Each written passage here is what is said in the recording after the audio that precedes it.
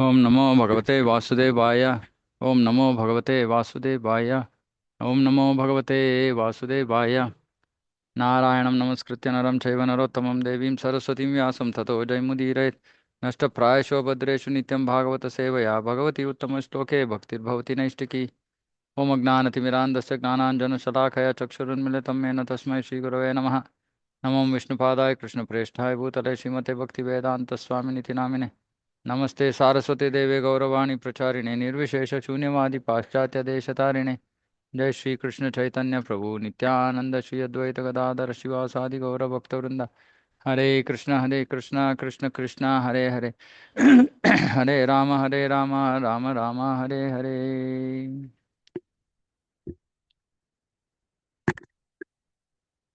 Reading from Srimad Bhagavatam, Canto 8, Chapter 5, Verse 23.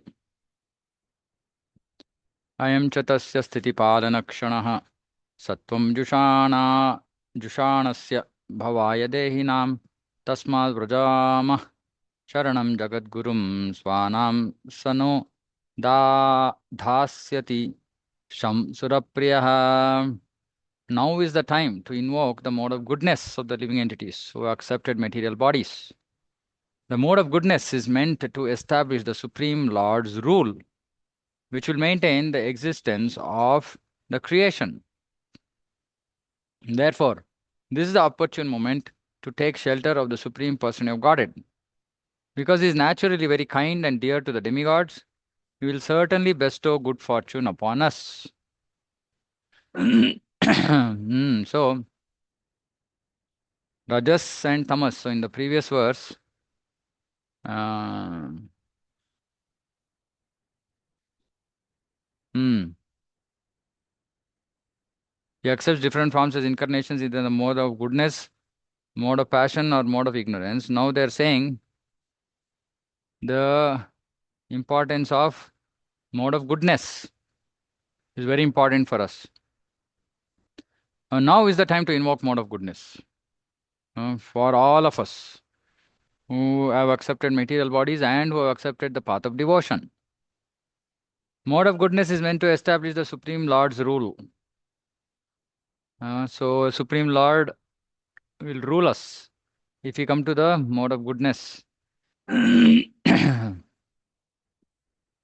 we have to take shelter of the Supreme Person of Godhead. He is naturally very kind and he will bestow good fortune upon us.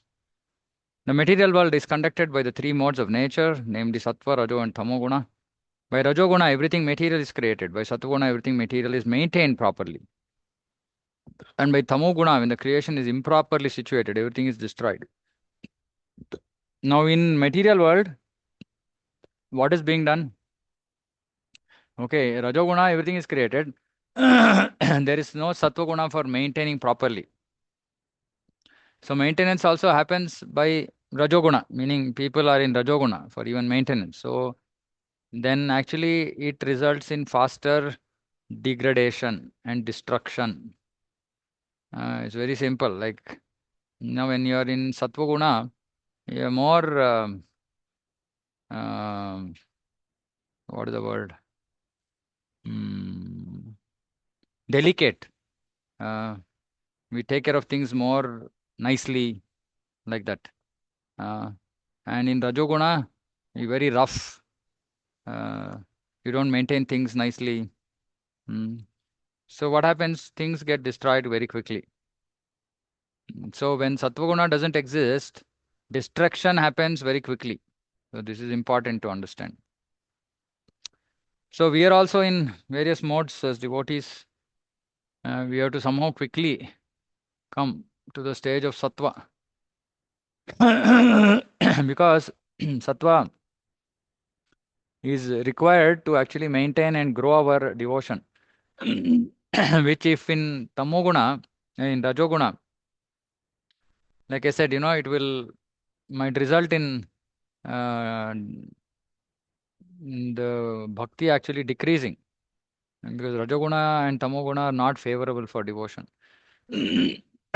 From this verse, we can understand the situation of Kali Yuga through which we are now passing just before the beginning of Kali Yuga. Lord Sri Krishna appeared and left his instructions in the form of Bhagavad Gita, in which he asked all living entities to surrender unto him. Since the beginning of Kali Yuga, however, people have practically been unable to surrender to the lotus feet of Krishna. For 500 years. Only after Sri Chaitanya Mahaprabhu came, some little bit surrender has happened. But before that, no surrender. Hmm. Therefore, after some 5,000 years, Krishna came again as Sri Chaitanya Mahaprabhu, thus just to teach the entire world how to surrender unto him, unto Sri Krishna, and thus be purified. So, again, this misunderstanding amongst devotees saying that we don't have to surrender. We are not going to get purified because Prabhupada is writing here. When you surrender unto him, we get purified. If we don't surrender unto him, then we retain our independence and our contamination. When we surrender unto him, then we give up our independence and thereby the contamination goes. The contamination is because of misuse of free will, independence. So it is very, very important to surrender. In fact, when Srila Prabhupada was there, mostly discussion used to be on surrender. Surrender and pure devotion. These were the topics, right? Now surrender is not discussed. Surrendering unto the lotus feet. Surrendering unto the lotus feet of Krishna means achieving complete purification. Means achieving complete purification. Krishna says in Bhagavad Gita, Sarva Dharman Parityaja Mamekam Shanam Raja Am Tvam Sarva Papebhyo Mokshayashyami Ma Suchaha. Abandon all varieties of religion. Just surrender unto me. I shall deliver you from all sinful reactions. Do not fear. Thus, as soon as one surrenders unto the lotus feet of Krishna, one certainly becomes free from all contaminations. So we become completely purified. It's very important. We become completely purified. Kali Yuga is full of contamination.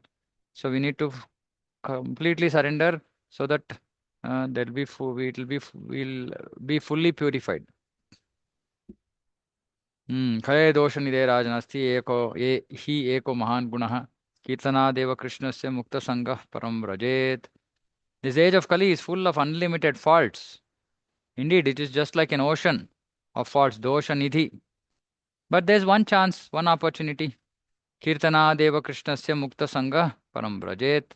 Simply by chanting the Hare Krishna mantra, one can be freed from the contamination of Kali Yuga. And in his original spiritual body, can return home back to Godhead. This is the opportunity of Kali Yuga. We discussed this again yesterday also. Chanting of Hare Krishna.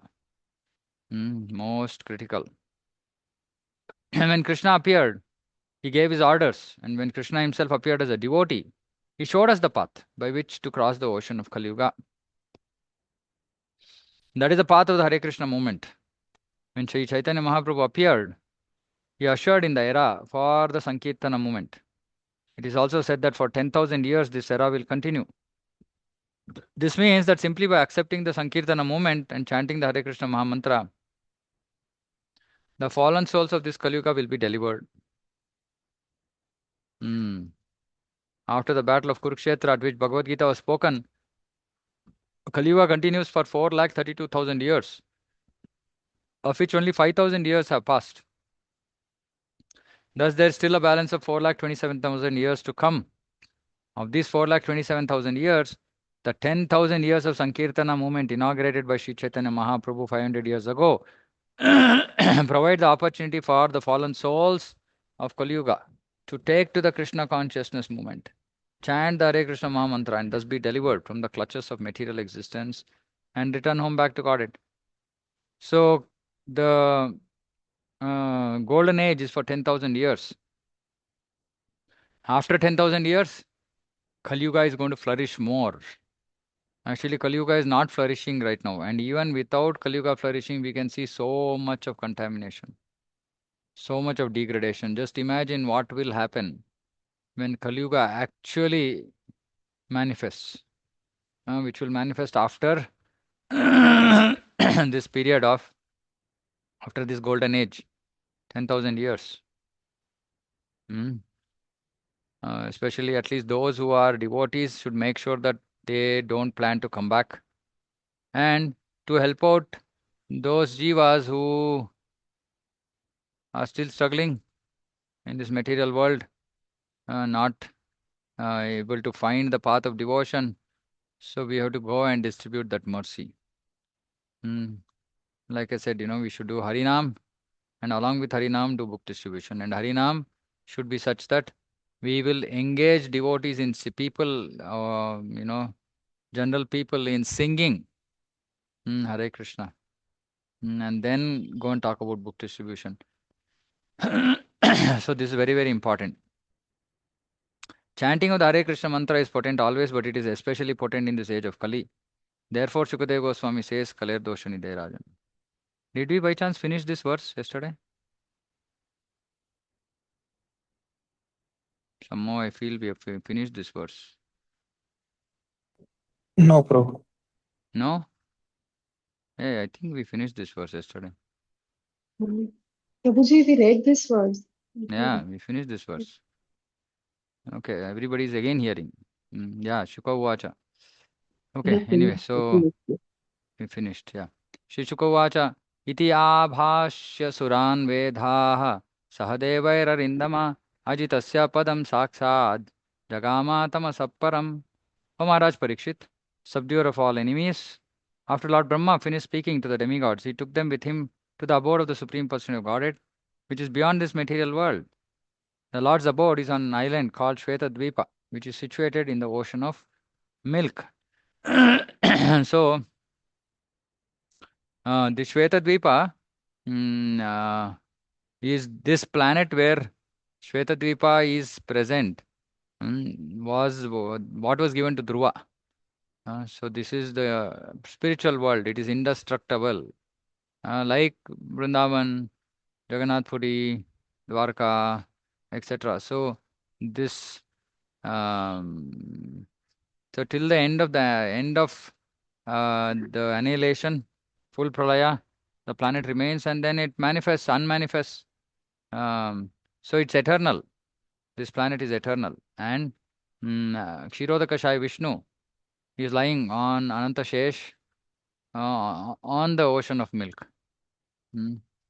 And generally when demigods have some issues, so they go to the shore of the Shweta Dvipa, and then they offer Purusha Sukta prayers. And when these prayers are offered, then the Lord might manifest himself, or voice might manifest, like that. Maharaj Parikshit is addressed here as Arindama, subduer of all enemies. Not only do we have enemies outside of our bodies, but within our bodies there are many enemies, such as Kama, Krodha, Lobha, lust, anger, and greed.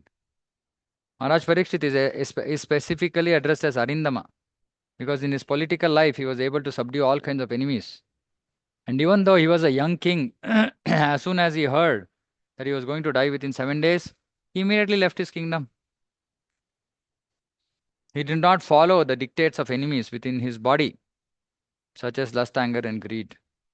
He was not at all angry with the Muni's son who had cursed him. See, this is a great devotee, right? Though he was qualified to counter curse Shringi, but he didn't. So he simply accepted it as Krishna's will. Rather, he accepted the curse and prepared for his death in the association of Shukadeva Goswami. Death is inevitable. No one can surpass the force of death. Therefore, Maharaj Parikshit, while fully alive, wanted to hear Srimad Bhagavatam. He is consequently addressed here as Arindama. So which means that he also conquered his internal enemies, not only external enemies, he also conquered internal enemies. So we also have to conquer our internal enemies. And to conquer the internal enemies, we have to come to the mode of goodness. Then the enemies are automatically countered, defeated. Another word, Surapriya, is also significant. Although Krishna is equal toward everyone, he is especially inclined toward his devotees. Ye bhajanti tumam bhaktya mahi te teshu chapyaham. Those who worship me, I am in them, they are in me. Meaning I am in them means they are always thinking about me. They are in me means I am always thinking about them. So he is especially inclined. He is Surapriya. The devotees are all demigods. In that sense, in the sense of um, having exalted qualities. But they are more than demigods because they are pure devotees. There are two kinds of men within this world. One is called the Deva and the other is called Asura. Padma Purana states, Dvau Bhuta Sargau Lokesmin Daiva Asura Evacha Vishnu Bhakta Smruto Daiva Asurastad Viparyayaha. Vishnu Bhakta Smruto Daiva. One who Vishnu Bhakta remembers Vishnu, so he is Daiva. Deva. Asurastad Viparyayaha. The Asura is the opposite of that. Anyone who is a devotee of Lord Krishna is called a Deva, and others, even though they may be devotees of demigods, are called Asuras. Ravana, for example, was a great devotee of Lord Shiva, but is described as an Asura. Similarly, Hiranyakashipu is described as a great devotee of Lord Brahma, yet he was also an Asura. Therefore, only the devotee of Lord Vishnu is called Sura, not Asura. Lord Krishna is very much pleased with his devotees, even if they are not on the topmost stage of devotional service. It is important. We might not be on the topmost platform of devotion, but still Krishna is pleased with us. Even on the lower stage of devotional service, one is transcendental. To the extent we are transcendental, And if one continues with devotional life, he continues to be a Deva or Sura. If one continues in this way, Krishna will always be pleased with him and will give him all instructions. Dadami buddhi yogam tham ena mam upayanti te. So that he may very easily return home back to Godhead. Concerning Ajitasya Padam, Ajita, who is Ajita? Unconquerable. Supreme Lord is called Ajita. Ajitasya Padam. Padam. One is Ajitasya Padam can mean lotus feet of Ajita, and it can also mean the abode of Adita. So here it is abode. Abode of the Supreme Lord is in the milk ocean. Srila Vishwanath Chakravarti Thakur says, Padam Kshiro Dhadi Stha Shweta Dvipam Tamasa Prakrite Param. The island known as Shweta Dvipa, which is in the ocean of milk, is transcendental. Tamasa Param, meaning above Tamasa. It has nothing to do with this material world. A city government may have a rest house where the governor and important government officers stay. Such a rest house is not an ordinary house. Similarly, although Shvetadvipa, which is in the ocean of milk, is in this material world, it is Parampadam, transcendental. Tatra Drishtaswarupaya Shrutapurvaya Vaiparabahu Stutim Abrut Daivibhir Girbhis Tva Avahitendriyaha. There at Shvetadvipa, Lord Brahma offered prayers to the Supreme Person of Godhead, even though he had never seen the Supreme Lord. So in this case, this Brahma who is offering prayers had not seen the Supreme Lord so far. Which means that when we can understand different Brahmas appear in different ways. So our Brahma, he saw Lord Vishnu by the mercy of Lord Vishnu. But looks like this Brahma had not seen.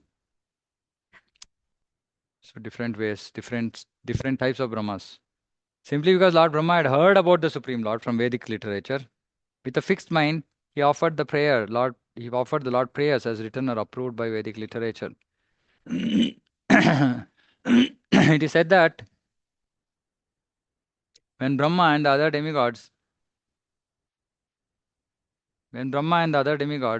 go to see the Supreme Person of Godhead in Shvetadvipa, they cannot directly see him, but their prayers are heard by the Lord, and the needful action is taken.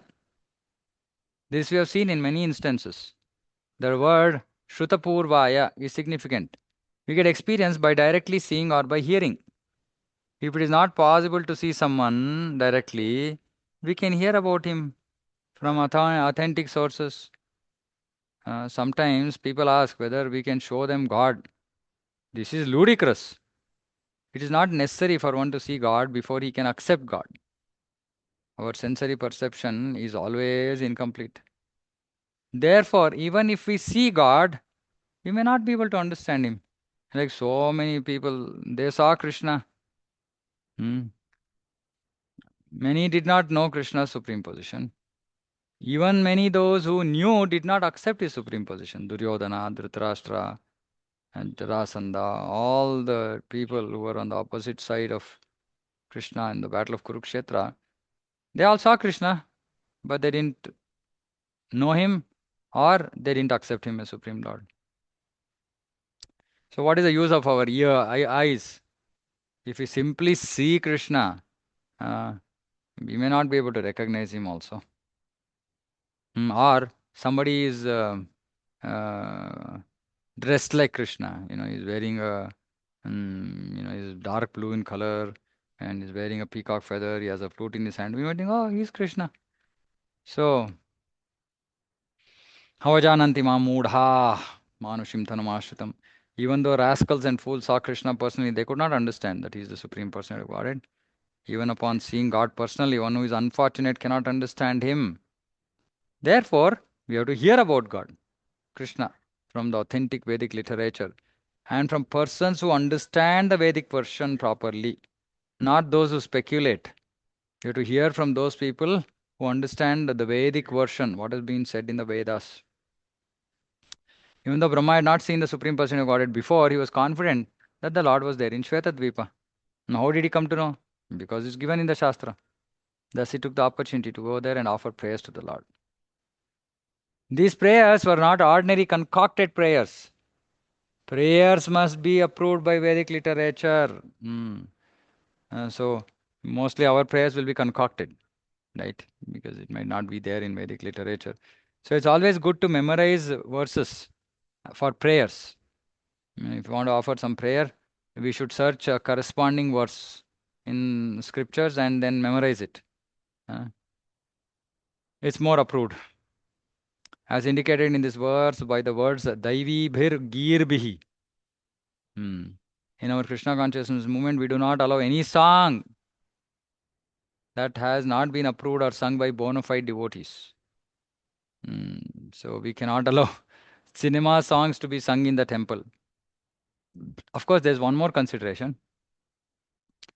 It's not that we should also not just simply sing regularly. Once in a while, okay, somebody trying to make a point in a class, something, they might use songs of other acharyas of other parampara. It's okay. But as a routine practice, like for us, we are expected to sing bhajans in our parampara. So we should not deviate from this. I know certain centers where they don't sing our bhajans, but they sing, songs from Karnataka, the acharyas of Karnataka, dasas, which is not wrong, but which cannot replace or which cannot get a time slot of its own in a Sunday program, Sunday feast, right? Because then we are misrepresenting the parampara.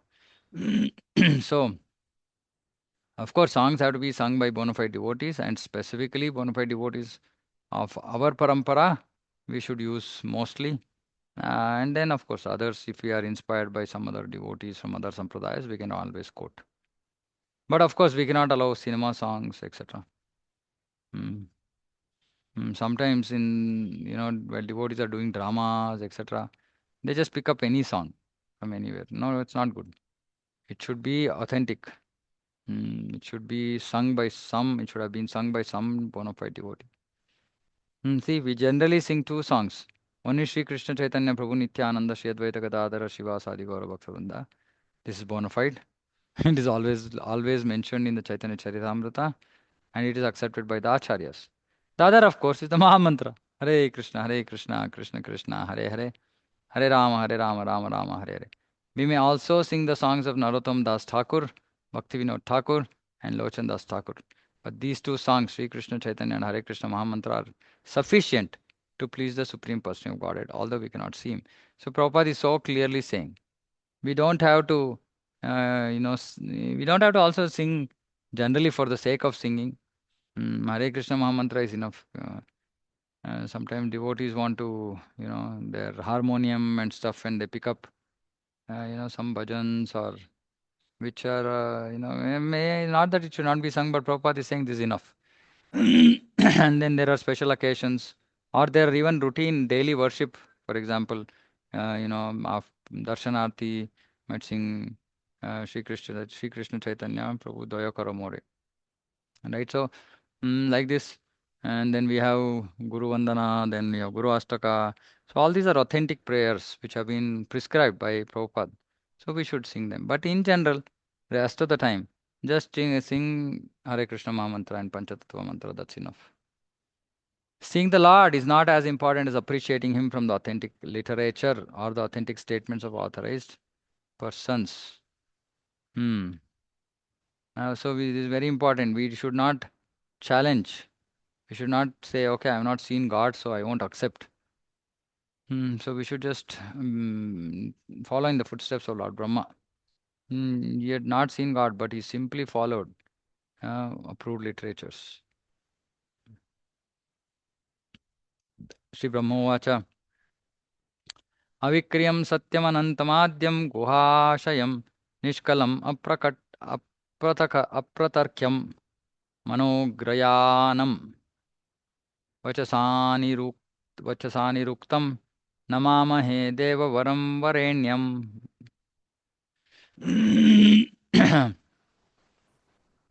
And Brahma said, O Supreme Lord, O changeless, unlimited Supreme Truth, you are the origin of everything. Being all pervading, you are in everyone's heart and also in the atom.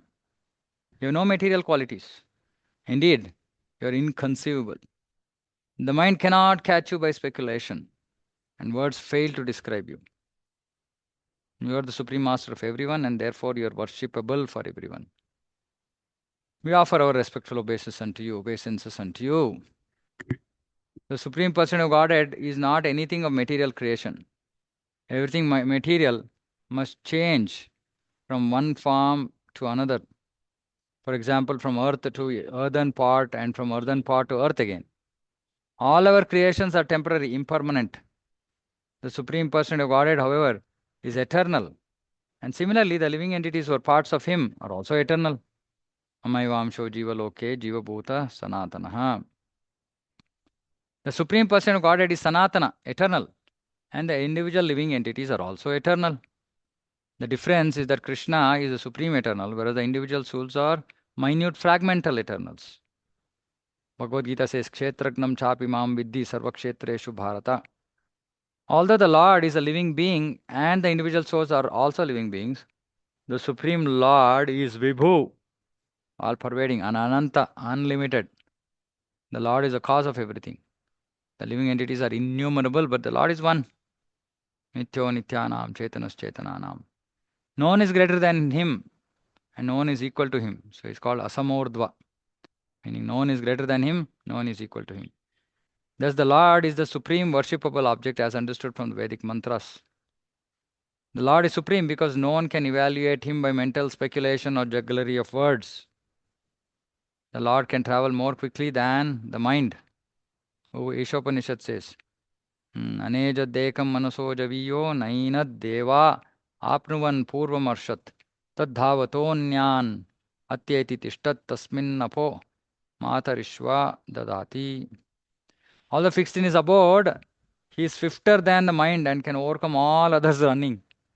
The powerful demigods cannot approach him. Although in one place he controls those who supply the air and rain, he surpasses all in excellence. Thus the Supreme is never to be equaled by the subordinate living entities.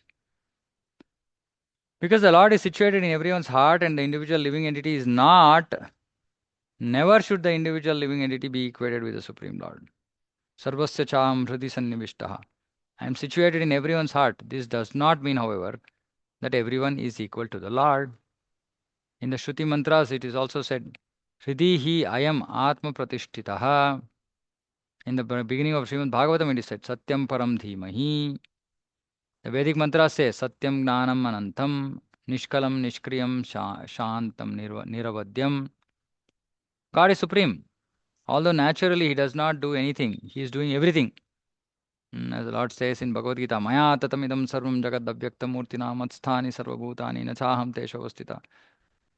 So he doesn't do anything. Everything is done by his energies. Uh, he has so many energies. Uh, mm, and all his energies take care of things. He just has to desire. That's all. And sometimes he doesn't even have to desire. It's already known that these things have to be done again and again and again. So it'll just happen as per order, previous order. Maya Dakshena Prakriti. So everything is running under his rule, direction. Thus, although the Lord is silent in his abode, he is doing everything. Parasya Shaktir Vividhaiva Shruyate. Through his different energies. All the Vedic mantras or Shruti mantras are included in this verse spoken by Lord Brahma. For Brahma and his followers, the Brahma Sampradaya, understand the Supreme Person of Godhead through the Parampara system. We have to gain understanding through the words of our predecessors. There are 12 Mahajanas or authorities, of whom Brahma is one. Swayambhu, Narada, Shambhu, Kumara, Kapila, Manu, Prahlada, Janaka, Bhishma, Balir, Vayasiki, Vayam. Vayam is Yamaraja is speaking.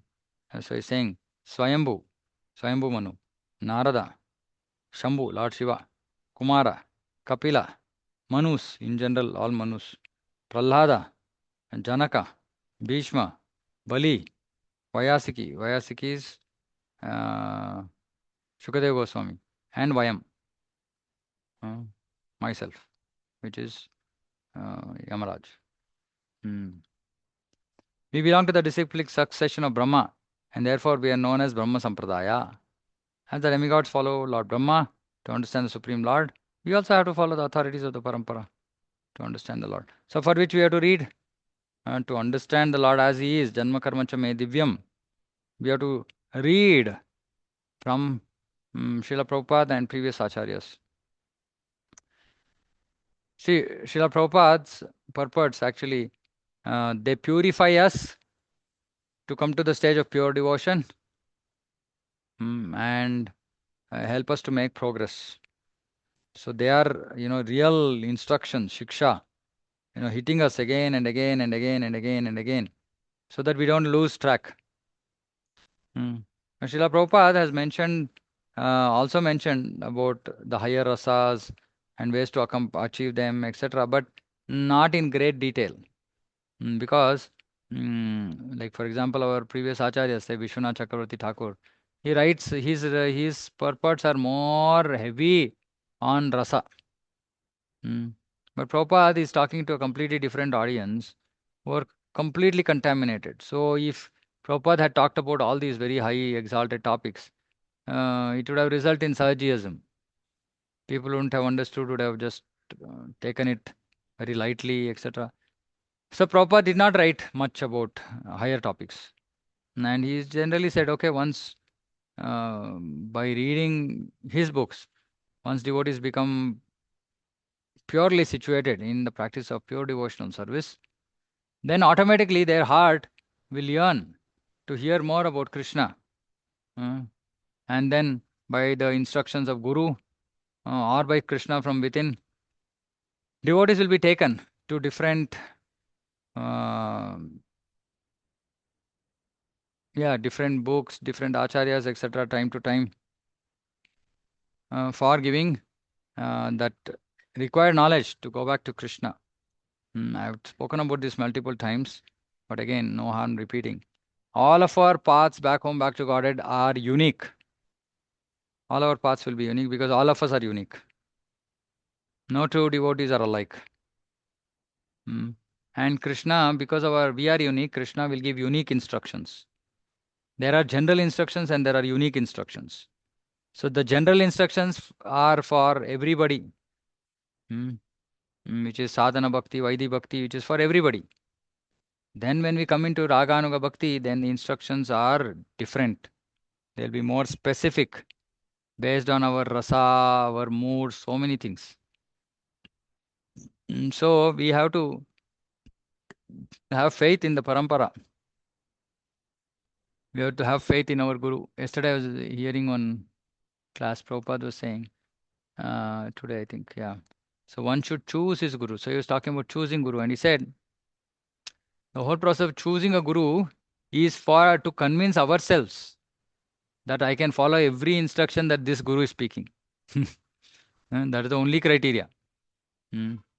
If suppose I hear from some potential Vaishnava who can potentially become my guru, but I am not able to understand, or I am not able to execute his instructions, or I am not feeling connected to his instructions, then one should not get initiated from that guru.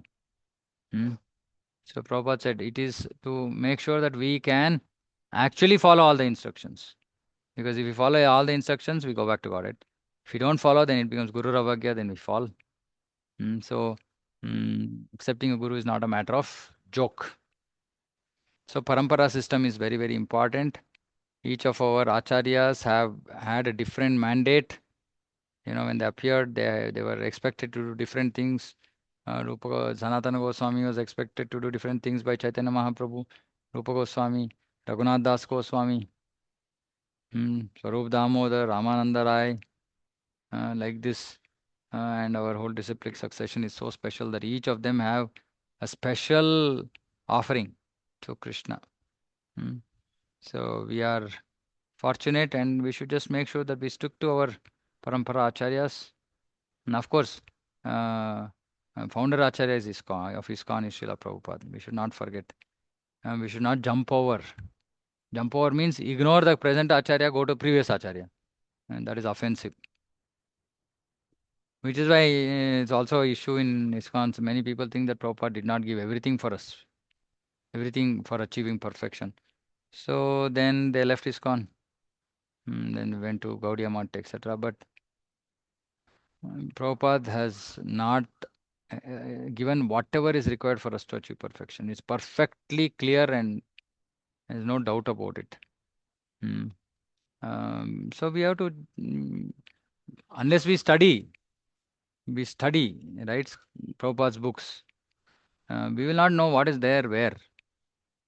If we simply casually read, it's not going to help us. Okay, so I'll stop here and continue tomorrow. Yeah, tomorrow. Any questions, anybody? Comments? Hare Krishna, Prabhuji. Yeah, ma'am. Prabhuji, like I won't be able to exactly say what Guru Maharaj said, but like during the class, like what you mentioned, he said Guru Maharaj says laziness and lethargy. There's no room for both of this in spiritual life. Right. And if you're chanting, you're in devotion, but you're still attached to material things, you will go back to Swargaloka, to the heavenly planet, stay there for thousands and thousands and thousands of years. Yeah. In the meantime, the golden age of Kali would have gone, or you may come down during the fag end of Kali, and it will be very difficult again to be in spiritual life. So Guru Maharaj has, like somebody had asked a question about laziness. He said, I feel lazy and lethargic. So he was answering the question. Yeah, thank you so much. So, and this is exactly what you said in the class. So I thought I would share it with you. Thank you. Dandavat pranams to all. Yeah, I'm happy that at least I'm speaking what the acharyas have said. So we should going back, Mishra Bhakti is not going to help us. And going to Swarga and then coming back and seeing that the golden age is over is such a shock, disaster it is.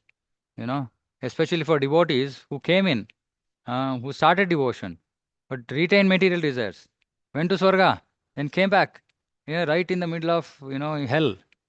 What situation, we should visualize this. nicely visualize this in our own lives. We going there, doing time pass, more sense gratification, chanting Hare Krishna alongside. Come here and then in the midst of all asuras. We should have one skit for this. It's such a graphic thing.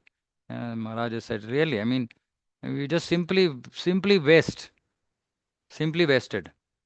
Not just this life, but our whole life only wasted, right? Because now again, we don't know what is going to happen. After that, how are you going to come to bhakti? Where will we go? Then we have to wait for another Satyuga, thousands of years gone. We are such at the cusp of that, that right moment, right opportune moment. If we miss this, then we'll just fall off the cliff, and then just fall, abyss, go into, yeah, pathetic it's going to be. So please, let's all really, this we should just write this down every day. Those who are sleeping, mm, remember, you can miss the boat. You can miss the boat. Thank you, Mataji. Hare Krishna. Okay. Anything else? Anybody? Okay. Long purports. This chapter. Okay. So we'll close here. Shrimad Bhagavatam की जय जगत गुरु श्रील प्रभुपाद की जय वांछा कल्पतरुभ्यश्च कृपा सिन्धुभ्यो च पतितानां पावनेभ्यो वैष्णवेभ्यो नमो नमः अनंत कोटि वैष्णव की जय. Hare Krishna. What is the question? When shall we start Nagar Sankirtan? Somebody asked me a question. No, I don't know. Somebody deleted, asked. Okay. Okay. So we'll disconnect.